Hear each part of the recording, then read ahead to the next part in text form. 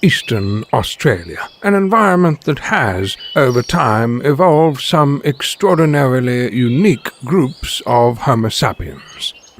But today, we observe a small tribe akin to a group of meerkats that gather together atop a small mound to watch, question, and discuss the current events of their city, their country, and their world at large. Let's listen keenly and observe this group fondly known as the Iron Fist and the Velvet Glove. We're back. Episode 393, the Iron Fist and the Velvet Glove podcast, where we talk about news and politics and sex and religion. I'm Trevor, a.k.a. the Iron Fist. With me, as always, Scott the Velvet Glove. G'day, Trevor. G'day, Joe. G'day, listeners. I hope everyone's well. We're all well. And Joe the Tech Guy. Evening all. Right. So, yes, another episode. What are we going to talk about tonight? What's been going on in Australia and around the world? Let me see. We're going to be talking about, just a quick mention about global warming, a little bit about AI and News Corp. Sinead O'Connor passed away, a few things about her. Richard Marles, Defence Minister, a bit about Indigenous education, and a little bit about California and Proposition 209, I think it was. What was it? California was Proposition 209, which was when they removed affirmative action and replaced it with a sort of a diversity score. So, or no, an adversity score. So we're going to talk about that. All right. If you are listening on your podcast app, you'll see chapters. If you don't like any of those topics, you can skip over them. And you'll see pictures occasionally with the chapters, because sometimes there's some graphs or some charts. So you'll see those. Thanks to Nick at Vizzy. Hello, Nick, who listens occasionally. Before we get on to stuff, got contacted. Remember I said that Liam, one of our listeners, gets frustrated with Scott because he poo-poos the Greens, but in reality probably should be voting for them. And is quite dismissive of them. It's quite dismissive of them without good reason, it was felt by Liam and others, probably, no doubt. So I suggested Liam should have a debate with you, and he got in contact and said, yeah, that's a good idea. So, Scott, he's emailed you with some topics and thoughts, and hopefully next week he'll come on and you'll have to justify this obstinate position you have for no good reason against the Greens. I've got some very good reasons. We'll see how good they are. That'll be fun. Exactly. And, it's like in his email and all that sort of stuff. I don't disagree with a hell of a lot he's written there. But there's just one overriding reason why I can't trust them. So anyway, I'll leave that till next week. Oh, okay. What's the one overriding reason? Just remind us. You don't have to give a secret. It's all open. Okay, all right. We want to have a full and frank discussion here. What's the one overriding reason? They are the party of protest. And, you only have to look at the way their two elder statesmen, Bob Brown and what's her name, the woman that took over after he left, Christine Milne. Right. The way the two of them hold up protesters like they are some sort of sacrosanct person that can't be ever criticised or anything else. And, I tend to agree with them over their opposition to the state governments that are trying to crack down on protesters. But surely protest is something that's only temporary. And while I agreed with a lot of the climate change protests that were actually going on, the sort of infantile manner in which they blocked traffic and did that type of thing, I honestly believe that sort of protest, it's just designed to piss people off. It really sticks in people's throat and it doesn't do anything. So that sort of protest, I can understand why the state government wants to crack down on that. The Adani coal mine disaster was an absolute fucking joke. And that was Bob Brown that was actually pushing that. Now, that was an absolute disaster for the Labor Party because the Greens were asked not to do it. They went round, gave the middle finger back to them, and said, "No, we're going to do it anyway." So they drove their electric vehicles up through central Queensland, and So their main reason is you feel they have an infantile style of protesting, which is yeah, counterproductive. absolutely they do. Is that, And, is that it in a nutshell?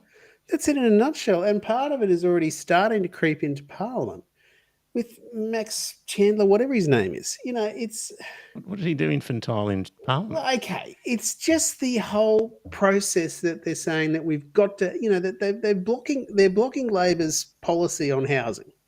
Mm. They're blocking it because the Labor Party will not let them have a rent freeze and that type of thing. They're refusing to listen to anything. They're just demanding rent freezes. Blocking it once got them an extra $2 billion. No, it got them an extra $2 billion, but that's nothing. It's one of those things. Yeah, okay, they blocked it once, but now it's blocked and they're now going to block it again. And what's the point? All it's done is given the government a double dissolution trigger, which they probably won't pull because they've bet everything on the voice referendum. So I don't think that they'd be stupid enough to go in for. I don't think they'd be stupid enough to also go in for a double dissolution while that was on the table because they're probably going to lose that. So I don't think they're going to actually do that. But would it really matter if they did actually take them apart on housing policy? No, I don't think it would. All right, if that's your main complaint against the Greens is the style of infantile, counterproductive absolutely. protest. Mm-hmm. Okay, well, that'll give Liam something to work with. Yeah. No, you're setting me up for failure, which is fine. No, I'm just saying he's got giving him something to work with. Now he knows your position more clearly. He can try and convince you, persuade you. Well, he can try, but he's going to fail because I'm not interested. Oh, was it with you the other day? I can't remember where this happened. Where I had to admit that I don't think I've ever changed anybody's mind on anything. Were we doing that live on this podcast? Or was that in private at a pizza function? I can't remember, but that was probably at the pub when we were there on Saturday, wasn't it? Yeah, just I really can't remember changing somebody's mind. So, Liam, in all the years I've been doing this podcast and all the arguments I've made and the 50,000 downloads or whatever it is, I really don't know that I've changed anybody's mind on anything if they had a firm opinion. If they're a bit 50-50 and were ready to be swayed, okay, I might have tipped somebody one way or another, but I don't know that I've actually turned somebody around in a significant way. Trevor, what's your best evidence for that? Because nobody's ever told me. Nobody's ever said, oh, Trevor, you changed my mind. Surely they would if they had. Here's your chance in the chat room. Have I ever changed your mind on anything? Well, with John all of my Simmons ranting. says he agrees with the Velvet Glove on that one, so Yeah. that's fine. So, Oh, Shay's there. G'day, Shay. How are you? yeah, Shay's there as well. Shay felt that a lot of my arguments, while logically correct, fail to take into account the passion emotional and the arguments. emotion of people. And Because you're soulless. You're I a was robot. thinking of it, Shay. Just call me Mr. Spock. Is that what? Is that the argument, Shay? That it's a Mr. Spock? I don't think Mr. Spock would actually be opposed to Ukraine actually fighting back. Oh, well, that's another one we can argue about. Dan in the chat room says, have you ever turned anyone? Well, that's a very leading question. Yeah, not in that way, Don. Not in that way. Yeah. So, look, that's enough chit chat. Fair enough. Quite confronting, Shay. I'm going to deal with that accusation over time. You've cut me deep with that one. Wait, hang on, you're saying you feel that? Yeah, I do. I do feel it, and Mr. Spock wouldn't feel it. Right. So there you go.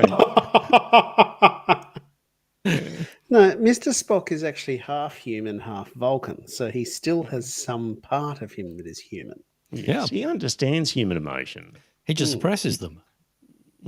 he understands and just works with it. He says, well, of course you're going to charge off over that hill madly without even thinking about it. Off you go. I know you're going to do that.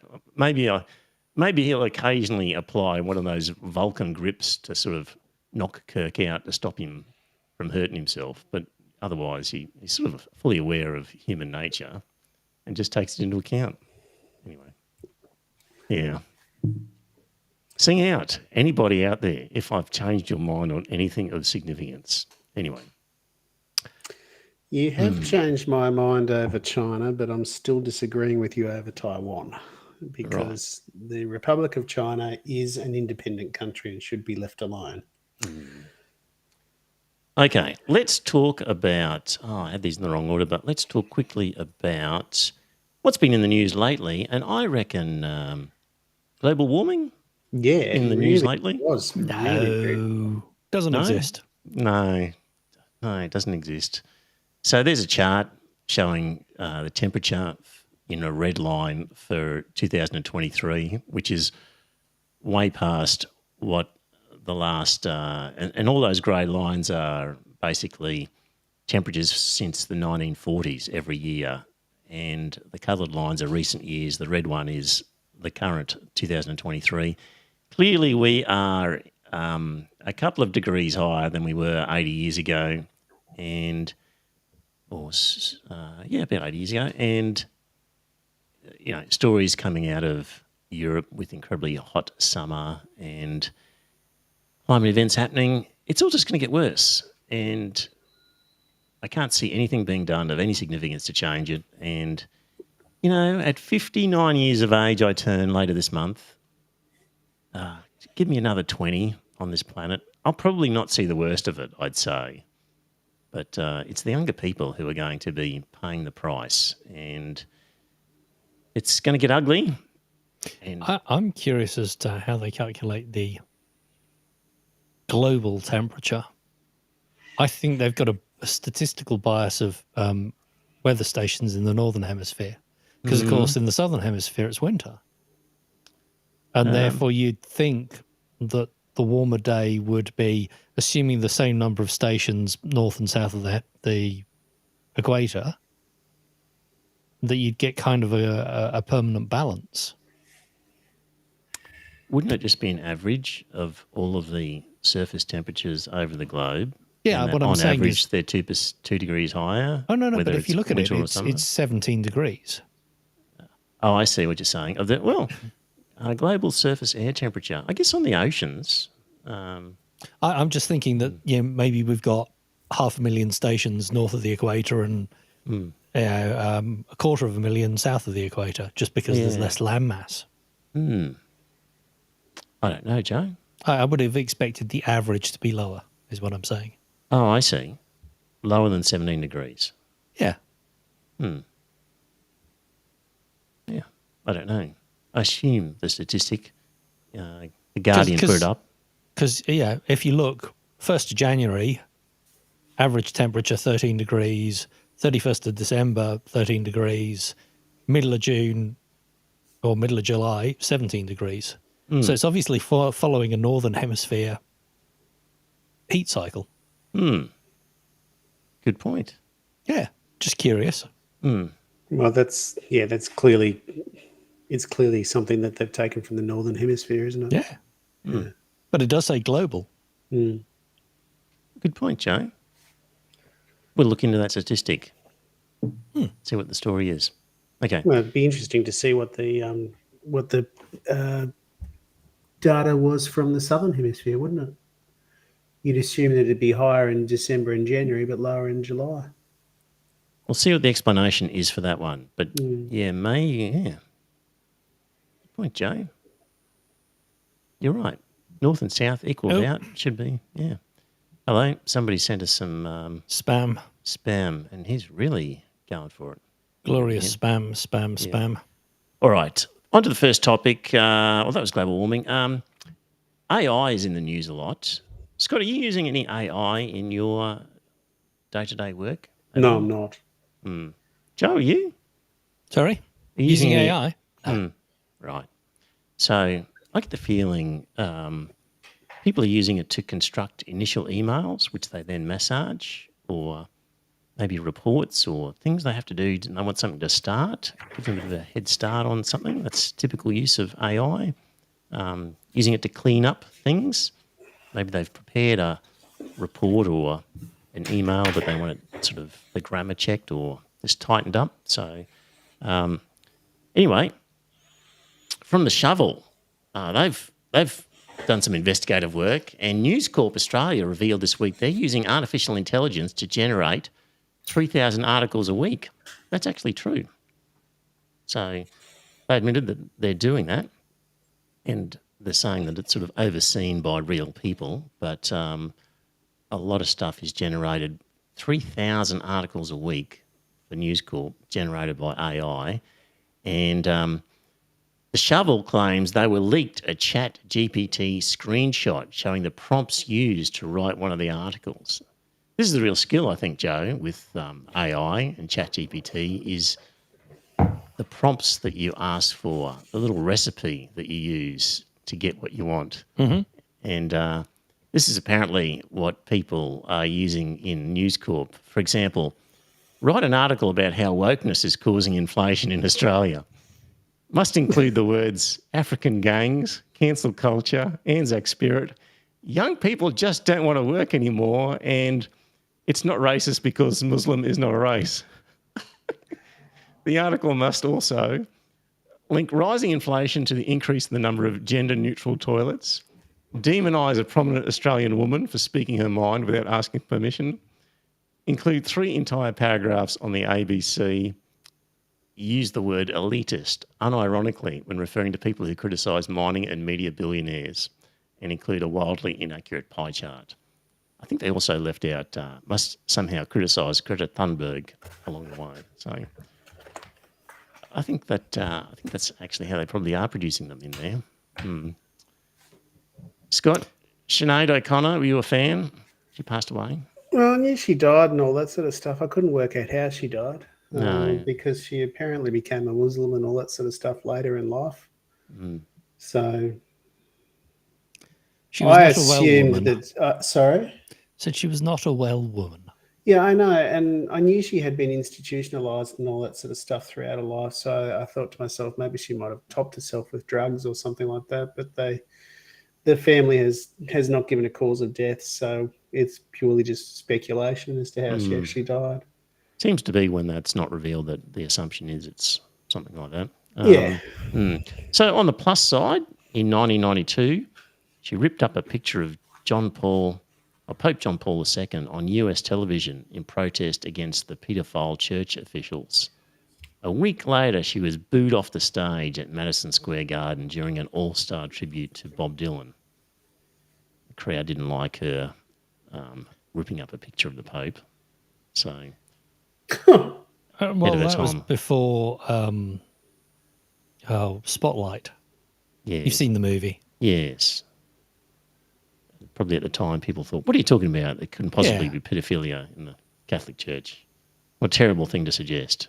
You know what? If a pop star did it today, probably still protest and get booed off the stage. Why accept the truth? Don't know, actually. I think there'd be a very different sort of behaviour now because everyone's accepted it, that it is a fact of life that the priesthood is full of kiddie fiddlers. So as a result, I think to myself that they don't have any leg to stand on, really. Yeah, but in America, Trump is still leading the polls. Yeah, but And with all that's going on. Okay, So it doesn't matter that, yes, the Catholic Church is guilty of pedophilia. There would still be people who would be going, well, we're still going to vote for him. You can't do that. You can't abuse our religion. Even That's the to do with the primaries, isn't it? This is where he's got the Gallup leading, isn't it? well, he's leading the Republican primaries. But if there was a vote today, like on the current polls, he would win. Really? Yes. Okay. Well, that's a concern. Yeah. So who knows what would happen if a pop star abused the Catholic Church in that? Anything's possible in that country. But on the minus side, in 2018, she converted to Islam, calling it the natural conclusion of any intelligent theologian's journey. There we go. God knows how. Mm. You A know, troubled soul. we never saw her wearing a hijab or anything like that, did we? No, there are photos of her wearing a hijab. Oh, Yeah. there are other. Okay. And And this she is- changed her name as well. And this is kind of the point that somebody made, is that in Western media, the photos that have come out of her are all ignore that aspect of her life.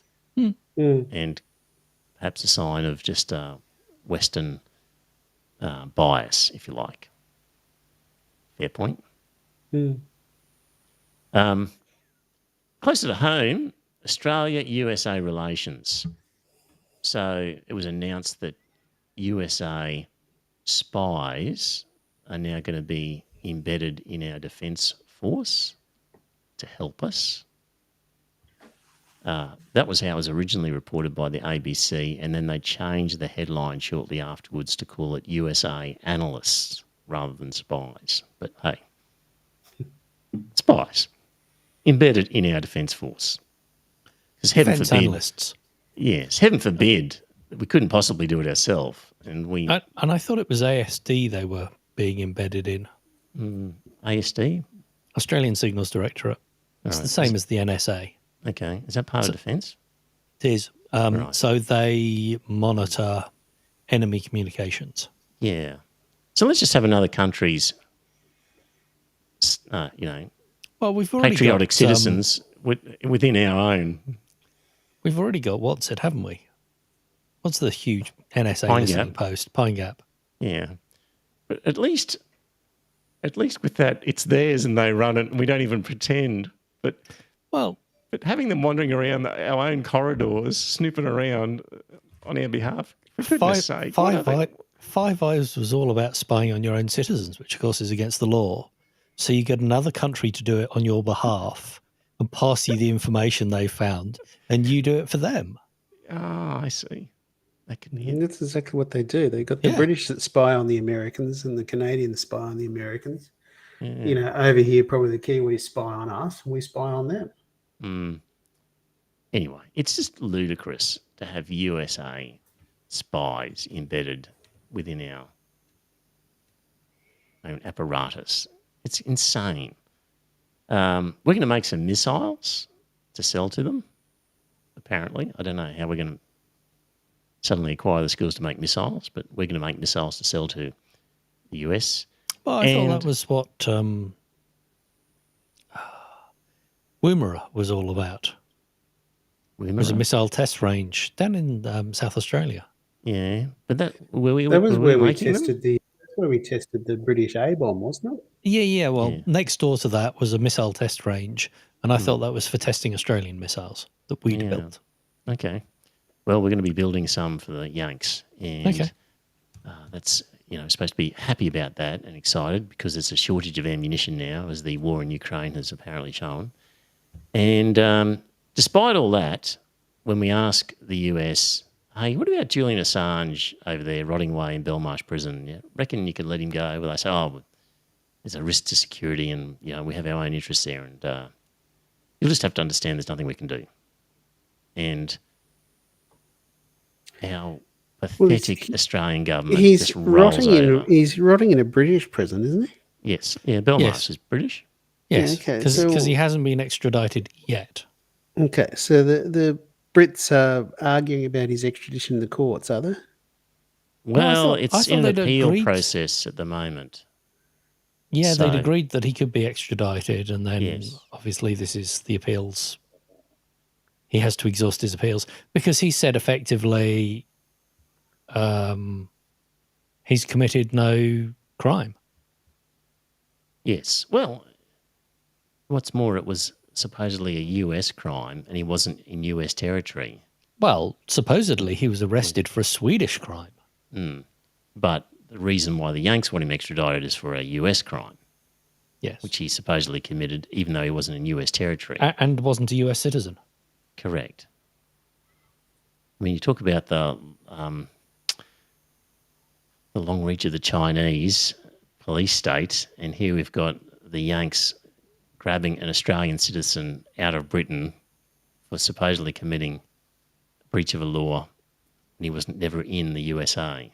It's extraordinary. I was listening to a podcast about a Russian citizen getting picked up because he was wanted for hacking, and he eventually got, I can't remember what country he was in, but basically he got arrested there, and they were going to expel him, and effectively as soon as they expelled him, the FBI were waiting in the country to grab him and extradite him to the US. Right. Oh, sorry, not extradite him because they had no extradition treaty. To grab him, put him on a private jet, fly him back to the US. And get details out of him, or Oh, this was credit card fraud. right. Okay. So he was wanted for selling millions of credit card on the black market. Yeah. So Bernard Keane in Crikey wrote an article about Richard Marles and linked with this whole sort of Julian Assange and our relationship with the USA. So we had a recent visit from Anthony Blinken, US Secretary of State. And according to Bernard Keane in Crikey, Anthony Blinken is a liar. To be specific, his statement at the weekend that Julian Assange's actions in leaking the US cables, quote, risked very serious harm to our national security. So that is what the allegation is from Blinken, that what Assange did risked very serious harm to our national security. It did. It made them look like idiots. Yes, that's the only harm it did, was just Yes. embarrass them. So, Yes. so what we've got is Bernard Keane lists some of the evidence that there was actually no genuine harm to US security, just embarrassment. And he's got 4 points to make that sort of along that argument. He says, this was Barack Obama's defense secretary at the time, Robert M. Gates, said, quote, I've heard the impact of these releases on our foreign policy described as a meltdown, as a game changer, and so on. I think those descriptions are fairly significantly overwrought. The fact is, governments deal with the United States because it's in their interest, not because they like us, not because they trust us, and not because they believe we can keep secrets. Other nations will continue to deal with us. They will continue to work with us. We will continue to share sensitive information with one another. Is this embarrassing? Yes. Is it awkward? Yes. Consequences for US foreign policy? I think fairly modest. So that was the Defence Secretary. Then the Department of Defence, in a secret report obtained by BuzzFeed in 2017, said there was no significant impact. Disclosure of the Iraq data set will have no direct personal impact on current and former leadership, US leadership in Iraq. The third proof was officials of Blinken's Department of briefing Congress in 2010 and said, quote, we were told the impact of the WikiLeaks revelations was embarrassing but not damaging. And at the trial of Chelsea Manning, the US military officials said, I don't have a specific example when asked to confirm the much vaunted claim that the releases had placed the lives of US sources in danger. So, And of the course, US she's been pardoned. Yes. So the US government itself, on multiple occasions, has said it's embarrassing, but no significant damage has been done. He's a journalist releasing information, and our piss weak Labor government, Albanese and Marles, just don't. See, the Yeah. Greens wouldn't stand for it. Yes. Liam, jot that down. Or probably Scott maybe doesn't care that much. I don't know. Do you care about, you have a strong opinion about Julian Assange? No, I and wouldn't say predicament, it's Scott? strong, but I think he's been in prison long enough. You know, it's one of those things, and You're not outraged? yes and no. I just think to myself that he did something bloody stupid. He poked the bear. Well, he poked the eagle, and you know now he's complaining because the eagle's bitten him. Stupid or brave? Definitely valuable. Well, of course, it was valuable because that footage that was released in the US over the US, Collateral damage or whatever it was called. it was cool when they shot up those three guys in that Iraqi place. Multiple war crimes have been Yes, exposed. Yes. exactly. Yeah, so I've got no problem with that, and I also think to myself that he's been awarded a international prize for journalism, hasn't he? Mm-hmm. Yeah, Various ones. so that means that the Yanks can't prosecute him because he's a journalist. Well, Yank can do whatever they like, don't they? Yeah, I know that. I know that's what they try to do. I'm just interested. Joe, are you outraged? You're not so outraged. I You're am. just appalled by it. I am appalled by it, and come on, even Barnyard Joke is appalled by it. Barnyard Joke. Barnaby Yes. Joyce. Oh, Barnaby Joyce, right? Yeah. So, It's one of the most outspoken politicians. Yeah. Apparently, one of the WikiLeaks early on was about Richard Marles. So the US diplomats had meetings with him, and there was a cable that was released by WikiLeaks from 2009 that revealed that, in the opinion of the US, He was a non-entity. yes, and that he was overwhelmed and was an underinformed parliamentary secretary. And at the time, Marles said he wanted Australia to depend less on commodity exports. When asked what other areas he'd like to see exports grow, he couldn't think of any. He said he had to keep reading the material. So according to Bernard Keane, Marles has hated WikiLeaks ever since because it exposed this terrible opinion that the US had of Richard Marles. So It's not their fault. might be something to that. Yeah. What else was the other thing in that? Just still on Richard Marles. In that release from WikiLeaks, it's where I've got too much time on my hands because I saw the link in Bernard Keane's article and I thought, have a quick look. So I was looking at the leaked report, and one of the interesting things in there was, well, I found this interesting, was that in talking with the Consul General, Richard Marles said that he has a very close relationship with Joe de Bruin, the Shop Distributive and Allied Employees Association National Secretary, i.e. the shoppies, who we all know are this crazy religious union that has been a major problem for everybody because they've been very socially conservative and Yeah, but they're communists. Come on, they're unions. well, a very Christian conservative union, the shoppies, who, by the way, don't represent their members very well at all and are powerful because they have so many members. Like there's lots of people working for Coles and Woolies, but they actually get really poor results for them. I'm sure the Bread Union will stand up for them. The bread union. I tell you No, what, the red unions. You know red about the red? unions, Yeah. no? Oh, so nurses and teachers in particular.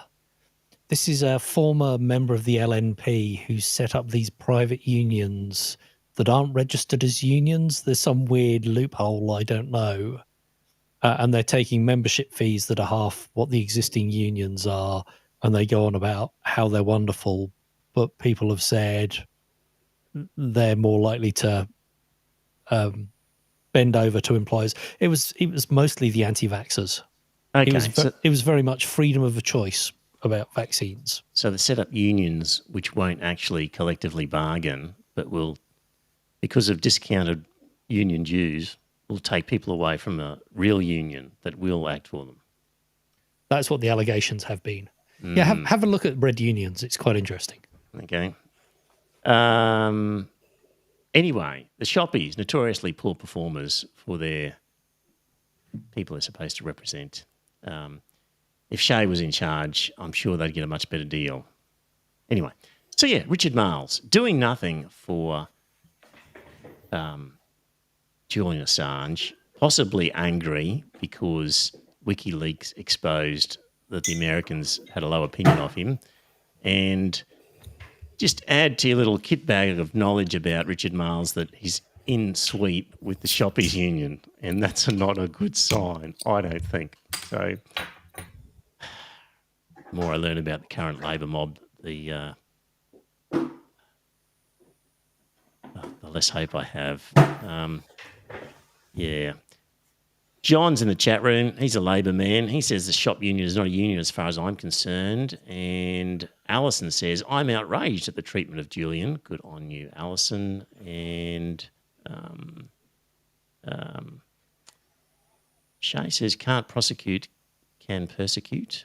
And Alison says, I highly recommend Nils Melzer's book, The Trial of Julian Assange. Nils was the United Nations Special Rapporteur on Torture. And there we go. That's the main ones. See? And Robin's there. D. And Watley. There's a host of the usual suspects are there. Probably Alison's mum, Bev's, listening as well. All right. Almost certainly. Yes, almost certainly. Trump polls, I mentioned previously about Trump and how well he's going. And here's one just on Trump and why he's so hard to beat. And essentially, there is, amongst Republicans, a 37% MAGA base that just cannot be shifted. There's a 37 persuadable component, of which 17% lean Trump, 12% lean others, 17% favour DeSantis. And out of these sort of Republican people, there's really only 25% that are just not open to Trump. So 37% base, 37% persuadable, and only 25% never Trumpers. That's a really worryingly low figure. The scary thing is the allegations that if Trump gets in for a second term, he has... people have been saying, and they're going, because they've said it, they're going to claim that's a mandate if he gets elected, that he intends to use executive orders to dismantle all of the safeguards that are in place to stop the president assuming power. Yes. You know, it's one arm of the three arms of government, and he intends to supersede all the arms and make it effectively a dictatorship. Yes. And fairly important people in his camp have been openly admitting that this is their plan. Wouldn't doubt it. The guy is such a loose cannon with nothing to lose, everything to gain. Of course he's just, of course he will. I think were he to have an accident, it would be in the benefit of most of the world, not Don't just go the driving- US. Don't go driving past any grassy knolls. Is that what you're saying? Exactly. Alison's... I actually wonder if there really is a deep state how he hasn't had an accident. Alison was at the grassy knoll. She's been there, I seem to recall. I've been there too. Have you? Yeah. Right. Indigenous education. I spoke last week about culture, and I've got this article that I was going to do last week and we sort of ran out of time. So just going to read this one, and there's a fair bit to it, but see what you think. Did you guys get a chance to read this one or not? Yeah. I All read right. it whenever you first sent it through. Okay. Did you find it concerning at all, Joe? I think I'll let you read it first, but yes. Okay, all right. First Nations educators are clear. They want their own system of education. That's the main message to come out of a landmark report released today by more than 50 First Nations educators at Uchera Apanpa, an annual black-only education conference just east of Alice Springs. The MK Turner report offers guiding principles, structures and recommendations on what makes a First Nations system of education and what is required to roll it out nationwide. Here's what it looks like in practice. understanding the difference in a standard school day.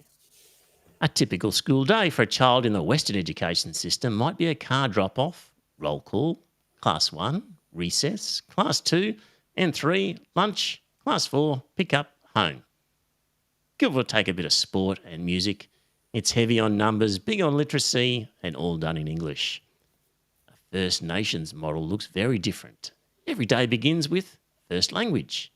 In one community, the school day might start with a bus pickup for both children and parents. Kids are greeted in the language of their country and they travel to school with family and community. They don't have to travel 50 kilometres to go to a brick building that's not welcoming. They get to go to a hub or a space that they know. Gungari woman Stacey Campton, Director of First Nations Education Organisation Children's Ground, tells Crikey, reiterating how important it is for a child to be immediately understand that they are welcome. A shared meal might come next, alongside a lesson on nutrition and health, or it could be an hour of singing, dancing and another cultural ceremony, all done in first language and first language only. Kids could help teachers pack the bus for a trip out on country where they're taught to hunt, dig and identify bush foods they can and can't eat. It's a morning of experiential learning and play.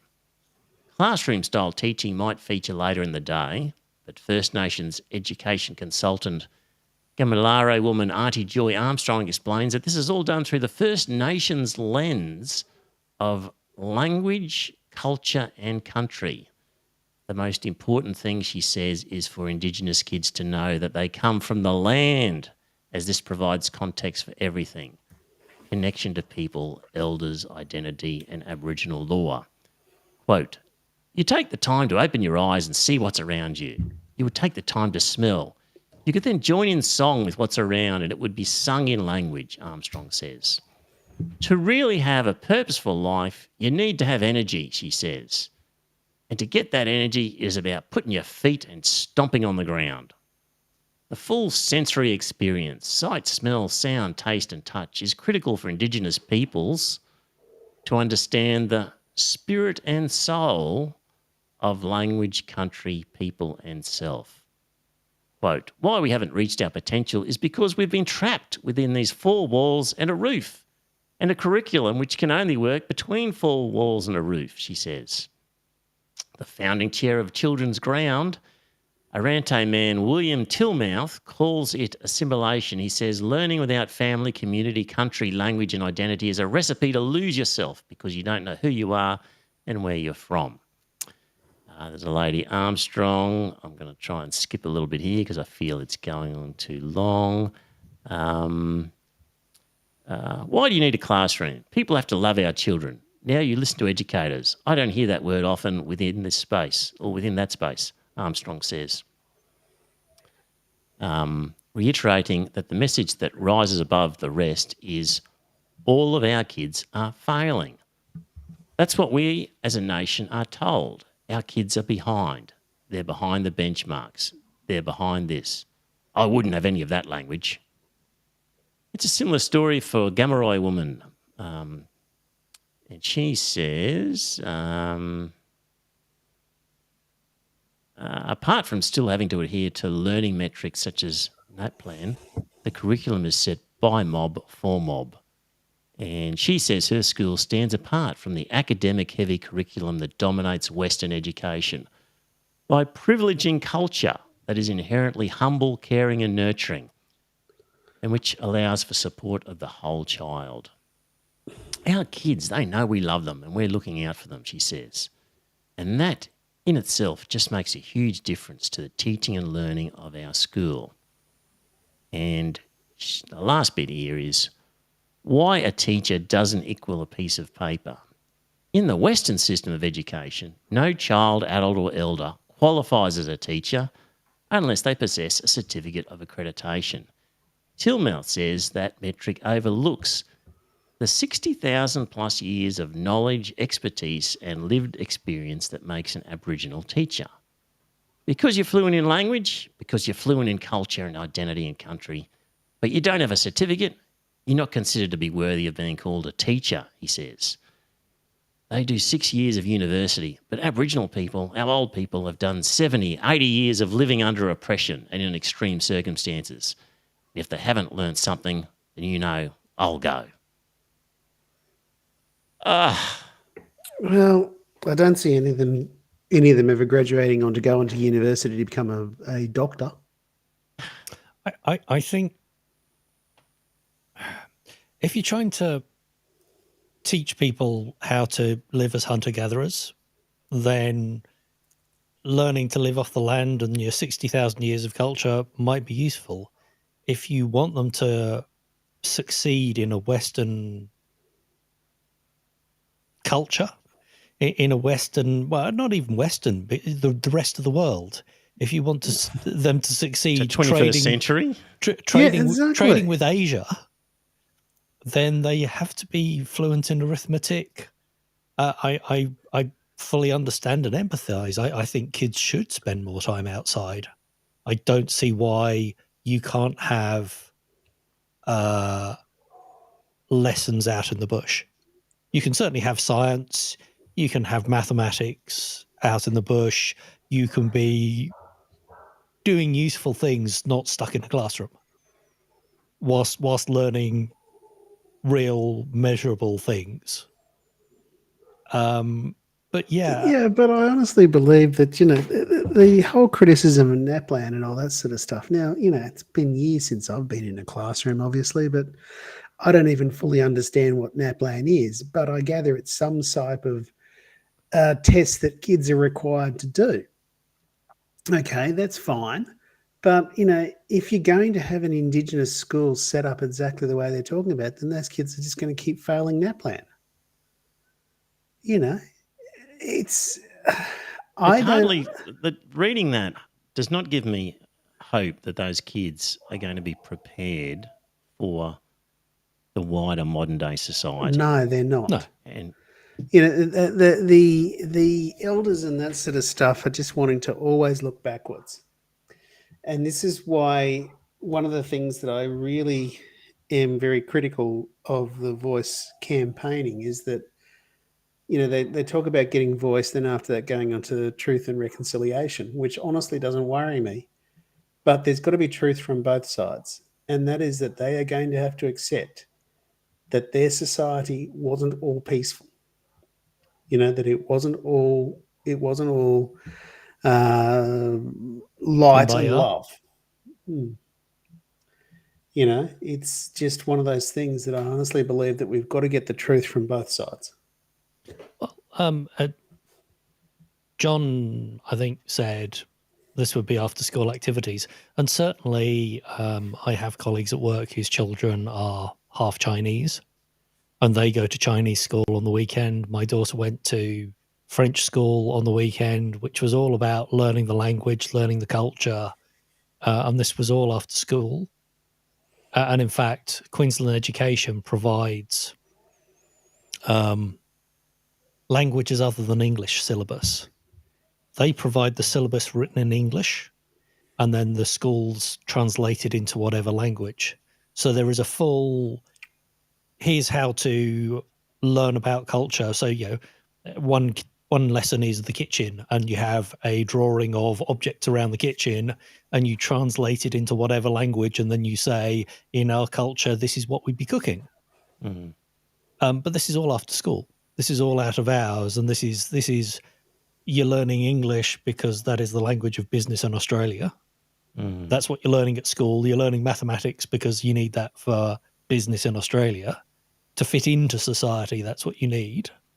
If you're going to educate the kids that way, then don't be surprised or complain when 20 years later the proportion of kids at university or in difficult jobs or any jobs doesn't match the wider population because you've given them an upbringing that doesn't match the wider population. So don't expect to give that sort of upbringing and yet tick off a whole bunch of metrics because that's not how it works. Yeah, I agree. just stop giving respect to this nonsense. But yeah, the thing about the kids having energy and them not settling down in class, I definitely empathise with that. I know that years ago in Scouts, we always had sports at the beginning of the evening, just so we got all the energy out because we were all hyped up. It was a Friday evening. We got an hour of chalk rugby or whatever, beating the shit out of each other, basically. Yes. And then we got down to map reading because if you tried to do that first up, the kids just wouldn't sit still. Yes. And so maybe school has become too formalised in that way. And maybe we need to burn off a little of the energy up front. Yeah. I don't know what goes on in a modern school and how often they get out of the classroom. I don't know. But Well, then you could always hope you got students like me that hated getting out of the classroom because I thought it was boring and a waste of time. But anyway. yeah. All right. That's education according to those Indigenous educators. Right. Came across, I was listening to a podcast called Pivot, which was kind of interesting, and it referred me on to this, what had happened in California. So in 1996, dear listener, Californian voters approved Proposition 209, which was a ban on affirmative action at public universities. So up until that point, there had been some affirmative action where, based on race, people would be getting positions or other things in preference. And typically, of course, if you're from a minority race, you would get a position that instead of a white person. So Proposition 209 amended the state constitution in California to prohibit state government institutions from considering race, sex, or ethnicity, specifically in the areas of public employment, public contracting, and public education. So, kind of anti The Voice in a way, because The Voice is attached to this idea of a special group to Parliament, a group of public servants, which is a form of public employment, which will be race-based, a kind of affirmative action, I guess. Seems to look like it to me. And in California, so people are saying, well, for starters, won't it be terrible if Australia votes no? We'll just be the Laughing stock. laughing stock or the pariahs, whatever, yeah. of the community. Yeah, but it's happened around the world, including California, where they basically had affirmative action and got rid of it. But they also voted Proposition 8, was it? Which one was Banning that? gay marriage. That was the big one. Right. California is not as left-leaning as we necessarily think. No, probably not. But just keep going on with this. What happened in California? So when they put that to the public in 2009 to get rid of affirmative action based on race, it was passed by the public 55 to 45. And then in 2019, so a bit over 20 years later, there was a Proposition 16 was introduced, which was to get rid of Proposition 209 and return back to allowing affirmative action. They put it to the people and they said, no, we want to keep it the way that it has been. So Proposition 209 survived, and it is still today in California prohibited for state governments to consider race, sex or ethnicity in public employment, public contracting and public education. So what did that do to the ethnic makeup of first-year enrolment at the University of California. Let me just find the little chart here. I'll bring it up on the screen.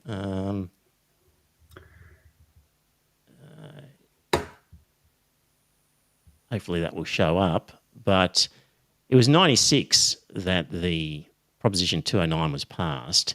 If we look at, say, 1994, so a couple of years beforehand, enrolment, first-year enrolment, University of California, 4.3% African American, 37% Asian, 15% Latin American, and 36% white. Now, shortly after Proposition 209, if you look at years 97, 98, 99, 2000, 2001, basically the African American participation plummeted from 4.3 down to 2.8. Asian was steady. Latin American dropped from 15 to 11. White increased marginally, 36 to 37. But by the time we get to 2021, the African American percentage, after compared to 1994, it was 4.3. It's now 5%. Asian was 37%. It's now 34%. Latin American was 15%. It's now 37%. And the white percentage, first-year enrolment, in 1994, it was 36%, and it's now 20%. So what did they do?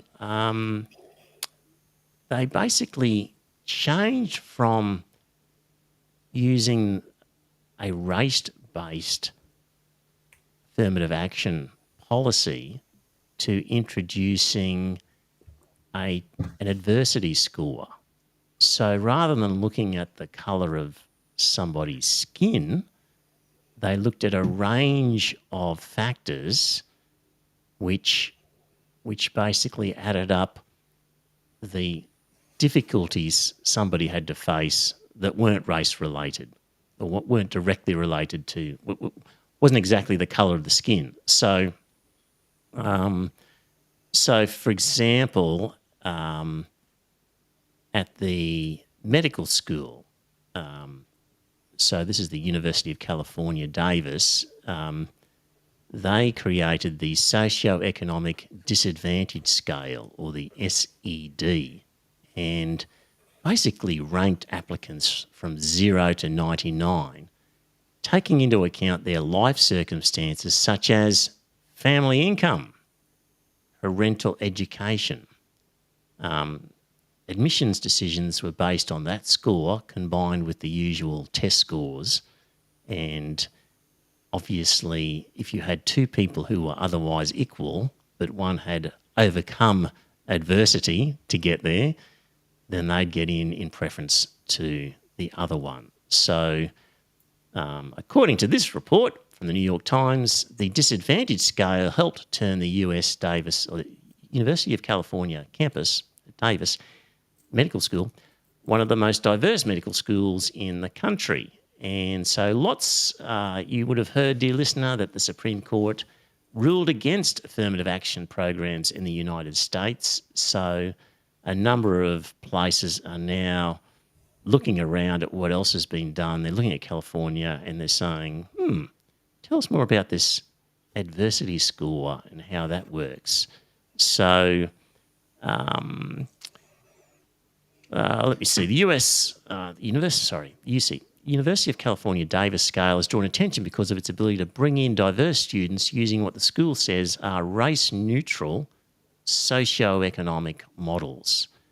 And in its most recent entering class of 133 students, 14% were black, 30% were Hispanic, whereas nationally 10% of medical school students were black and 12% were Hispanic. So batting above average there on those things. And factors include that they use family income, whether applicants come from an underserved area, whether they help support their nuclear families, and whether their parents went to college. Let me see.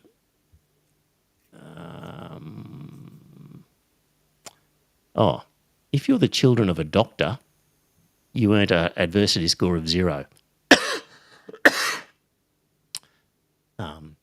And of course, a number of doctors complained because their children couldn't get into a Californian medical school and had to go to a different state Ah, because so they were while saying they that performed the really kids well are- on tests, So Yeah. don't forget, UC is a public school, public university. The private universities, however, and they were saying something like 30% of Yale and Harvard students are legacies yes, who get in solely on the fact that their parents went there. yes. But I think in that decision, didn't that affect legacy enrolments as well? No, it I mean, didn't. It didn't? No. Yeah, I thought it might So have. so realistically, you have to get away from legacy if you want to do this sort of thing. Yeah. So anyway, there's some food for thought of a system where instead of looking at the colour of your skin, they are looking at family income, whether your parents went to college, community involvement, other stuff as an indicator of your adversity. And I'm think guessing that- they're thinking if your parents are doctors or one of your parents is a doctor, they can afford to send you to a private school, yes. to a private university, as opposed to the public university. Yes, yeah. So, what does it say? It just said here that it's not easy to persuade medical schools to upend admission standards, particularly anything that undermines the value of test scores and grades. Dr. Henderson said he had received pushback from his own colleagues. Doctors say their kids got into medical school elsewhere and they didn't get in here. As the children of doctors, he said, those applicants earned an SED score of 0. So I guess they couldn't earn an income score. They couldn't earn a score because they were the first in their family to college. They probably didn't earn a score because of a poor public education. Yeah, so there we go. Interesting. Surely they they can get in, but they have to be exceptionally academically. Yes, indeed. The other complaint about affirmative action was that the people who got in were not necessarily, they could have excelled in a lesser school. So if you're, certainly your top tier universities, if you're taking in people based on the colour of their skin, not on their ability, then you are taking in people who may not be able to cope with the pressure and the expectations of a top level school. And I wonder how they necessarily, if you're dealing with people from disadvantaged backgrounds, they're going to have the same sort of thing. Yes, quite I possibly. have heard that before. Coleman Hughes wrote an article once about how putting kids who had academically underperformed into advanced classes, they would invariably be at the bottom of the class because they had got there through race scores or whatever, and that was tough on them. They might have had much happier and better experiences if they'd been with a cohort of peers who were more of their standard. Like if you're in a math class and everyone else is a real genius at math, like it'd be really depressing, wouldn't it? Like you just think you're hopeless. And what would also happen would be a sort of, basically it engineered a situation where normally in the class, the poorest performers were ethnic kids, Spanish, Latino and black kids. And it created a sense amongst the white kids that the blacks and Latinos are stupid because they're always in the bottom of the class. But that was because it was a cohort that had been kind of promoted into a class that they really shouldn't have been in the first place. So almost created a racial stereotype in the Yeah, I minds mean, of those. so there is definitely a correlation between socioeconomic background and performance, and there's nothing to do with race that is inherent in this. It is purely, yeah. When your parents are out working all hours and you're not supervised at home to do your homework, you're more likely to goof off than if your parents are at home. You know, if you've got one parent at work and one parent at home being the homemaker, they're going to make bloody sure you sit down and do your homework, or they're more likely to. And Meanwhile, sorry. well, it was just how do you deal with that at university level? It's too late by then. These kids have been disadvantaged from the get-go, and unless you give them the resources to catch up, you know, do you run a remedial class? Do you run an additional year for those people from disadvantaged backgrounds to bring them up to the same educational standard as their peers, their cohort? But sometimes it might not be possible. Like, you know, if you're in a really MIT or some of these really top universities and you're in a really difficult STEM class, all the training in the world can't make a silk purse out of a sow's ear. Like, you just either have the ability for some of these things or you don't. Yeah, so people who have the innate intelligence but don't necessarily have the training, who have been let down by their school or by, you know, just their background in general. Yeah, I'm just saying that a year's extra training can't make a rocket scientist out of everybody. No, I agree. There has to be some innate ability there. Yeah, yeah. Anyway, look at us. Tricky conversations around race. Of course, culture is a different thing, though, because culture is where people it does influence things. So, for example, in Indian culture, it's quite the thing to do enter the medical profession in some way. So culture has a real impact on how people perform. Race, of course, is just a construct. But we talked enough about culture last week. Anyway, that's food for thought for you, dear listener. Hope you enjoyed us treading on dangerous territory yet again. Next week, Scott is going to tangle with Liam. That'll be fun. I'm really looking forward to that. Well, as long as you're going to be a fair moderator. Of course. In my Mr. Spock fashion, I will be scrupulously fair. I won't be swayed by emotion. That's good. Yeah, it'll be good. All right. Until next time. Thanks in the chat room. You've been good. Talk to you next time. Bye for now. It is a good night from me. And it's a good night from him. Good night.